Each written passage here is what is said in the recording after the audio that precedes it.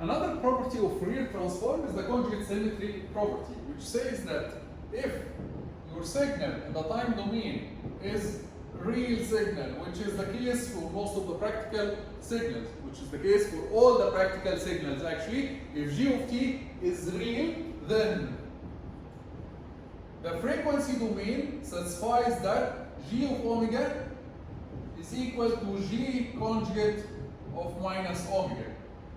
Of course, this is pure math, but what is the benefit of this? What does this say? It says that if your g of t, if your signal time domain is real, then the frequency domain satisfies this relation. From this relation, we can have some insights. When we have two complex numbers, which is the general case that the spectrum will be complex, when we have two complex numbers equal to each other, then the magnitude of them is equal. The magnitude of them is equal, and the phase is also equal. Two complex numbers equal to each other. This means that the magnitude is equal, and also the phase is equal.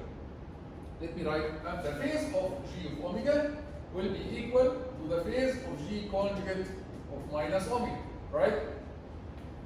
Let's focus on the magnitude. Magnitude of g of omega equals magnitude of g conjugate of minus omega. Magnitude of g conjugate, magnitude of the conjugate of a complex number, is the same as the magnitude of the complex number. So the magnitude of g conjugate is the same as magnitude g of minus omega, right? So magnitude g conjugate of minus omega is the same as magnitude g of minus omega. So from here we find that magnitude g of omega will be equal to magnitude g of minus omega, which means that the magnitude spectral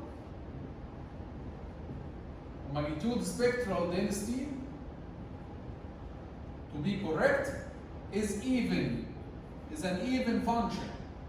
Because magnitude g of omega equals to magnitude g of minus omega. How did we get this? We get this by noticing that for any complex number, magnitude of the conjugate is the same as the magnitude of the number itself. Let's go to the phase. Phase of g of omega equals the phase of g conjugate, the phase of the conjugate of a complex number. What is the relation between the phase of the conjugate and the phase of the number itself? It's the negative, right? So phase of the conjugate is negative the phase of the number itself. So from here we find that the phase of g of omega equals negative the phase of g of minus omega, which means that at omega, if the phase was, let's say, pi over 2, then at minus omega the phase will be negative pi over 2, which means that the phase spectral density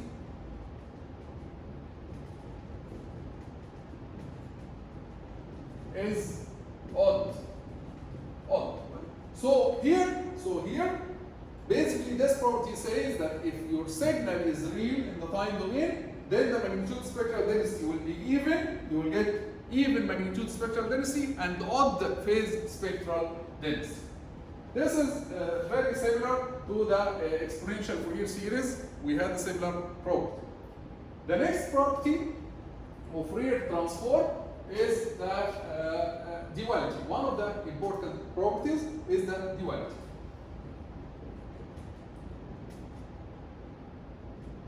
Duality basically says that if you have a function g of t with a Fourier transform capital G of omega, then if you bring this function to the time domain, capital G, you replace omega with t, then its Fourier transform will be, you bring this function to the frequency domain, but you replace t with minus omega, and you multiply by 2 pi. So this is basically the duality.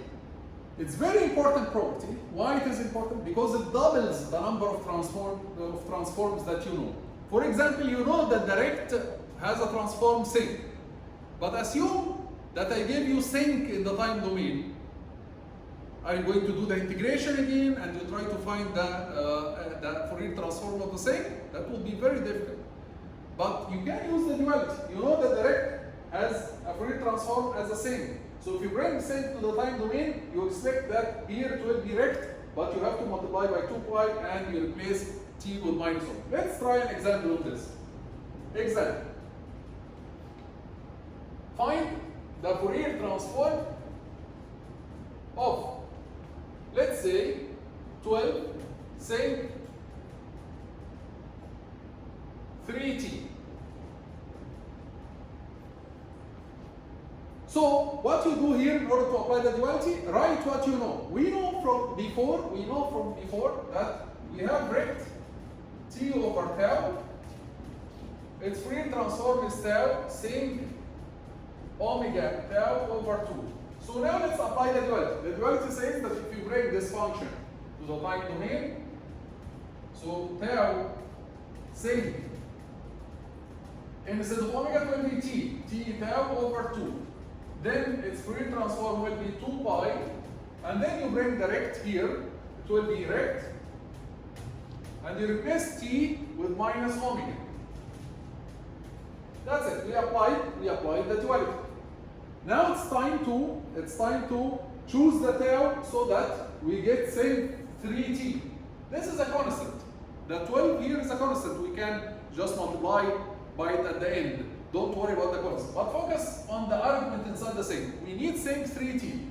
So what's the value of tau that we should choose so that we get sec 3t? We have here t tau over 2. So we should choose tau to be 6, right? So that we get, if we choose tau to be 6, we get 6 sec 3t.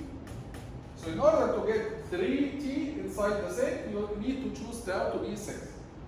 So 6 sec 3t, its Fourier transform is 2 pi rect minus omega over 6. And by the way, the rect is an even function. Rect is an even function. So rect minus omega over 6 is the same as rect omega over 6. And then the last step is, instead of 6 sec, we need 12 sec.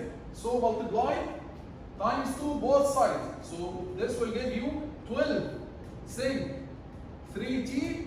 Its Fourier transform will be 4 pi rect omega over 6, and that's it. So here we used our knowledge of this transformation in order to calculate the opposite transformation, which is the Fourier transform of the same. This is how we apply the duality. It's very, very useful because usually we have a table of transforms. So the duality helps us to double the number of transforms that we know. That's why it's a very important property. We'll see you in the next video with more properties.